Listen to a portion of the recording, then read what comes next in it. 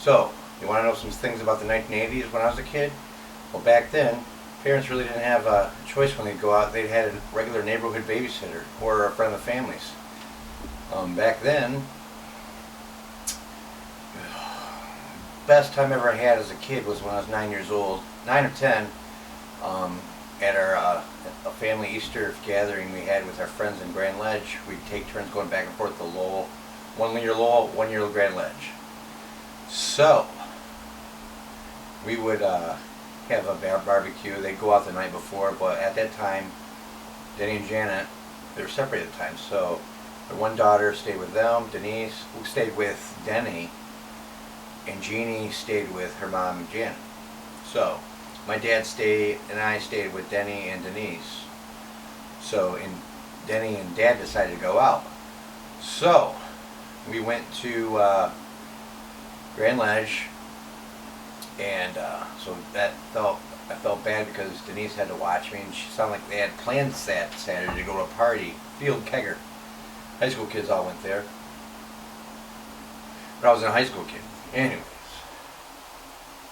So, she calls her sister, yeah, I think we might have to take Andy. You gotta remember, my age, 9 or 10.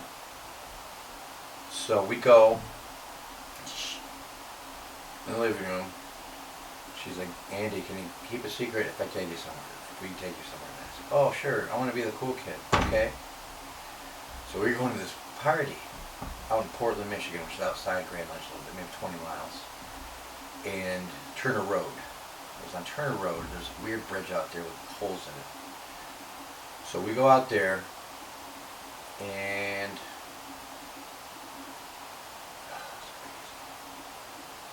for like 5 minutes, it's completely dark. I think there's a fire. I'm not sure. It was a long time ago. 5 minutes out there, we see spotlights coming, big flashlights. It's the police. Party's been busted. Everyone's been at a party that's got busted. Not fun. No, not fun at all. So,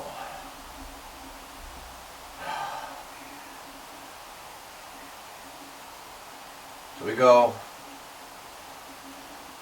Jeannie and Denise say, Andy, hide behind me. And the one thing I remember is a cop grabbing a bag of weed and saying, whose fucking weed is this? Who the fuck?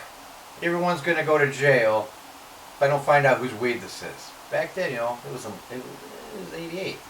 Wasn't too, it was a big deal back then, having weed on you. You'd probably go to prison with that.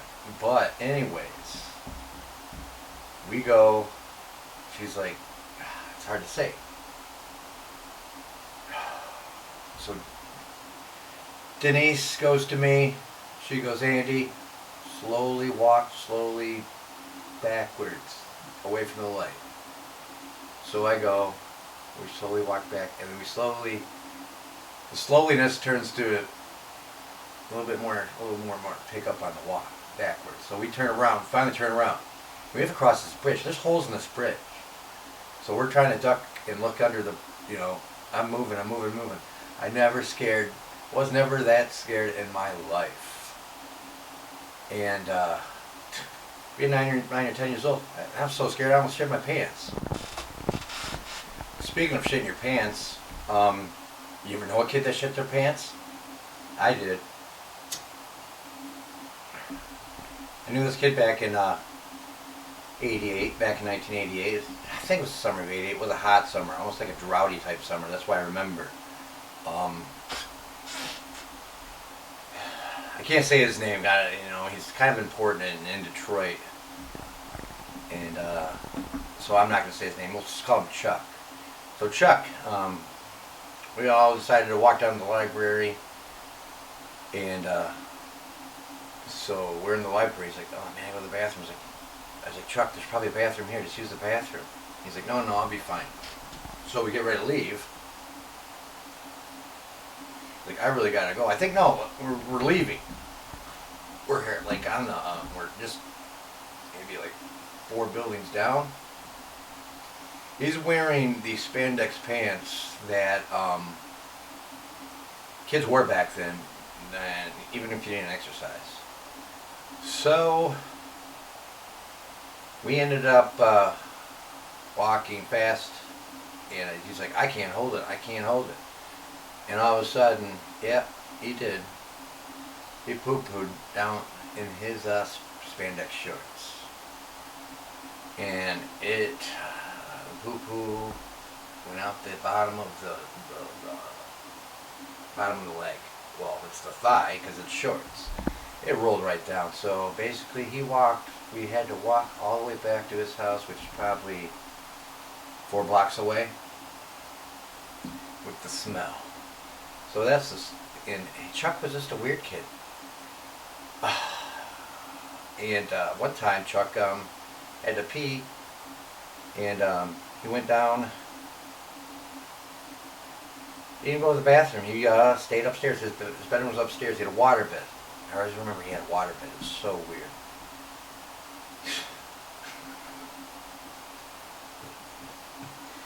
You know, waterbeds have the nozzle where you put the hose in. Well, instead of him going downstairs, he opened up the nozzle and started urinating in his waterbed. And then he unclosed it. Apparently, I didn't want to question it, but his room kind of always smelled like urine, you know? So I had to question that. I was like, has he been peeing in his waterbed all this time and it just starts to smell? I think that's what he was starting to do. Yep. Peeing in the waterbed, and not like pee in the bed, but literally in the bed. In the water bladder. Emptying his bladder in another water bladder. Yeah. Yeah, we used to play football at Chuck's house too. He had a big dog. It was part German Shepherd or something like that. But we'd be playing football in his backyard, and the dog would continue. The dog would just follow us around and stuff like that, and stay on the sidelines. You know, it's you know, they have like dogs that are, you know, you see that like the old Alfalfa Spanky episodes where the dog would be sitting and watching them play and stuff like that. But apparently in those episodes, if you got tackled, that dog wouldn't come and chase you and start humping you while you're on the ground. Yeah. So my friend that shit his pants, peed in his waterbed's dog was weird too. He would start humping you every time you got tackled. So I made the choice not to get tackled anymore. Sucked. Yeah. So that's just a taste of the 1980s, you know. If you want any more, like, comment, or surprise. Oh, like, comment, and subscribe. Jeez, my voice is just, I can't even talk today. So anyway, like, comment, and subscribe to my podcast. This is just the first one. Probably sucks, but it's my first one. Give me a chance, folks. See you later.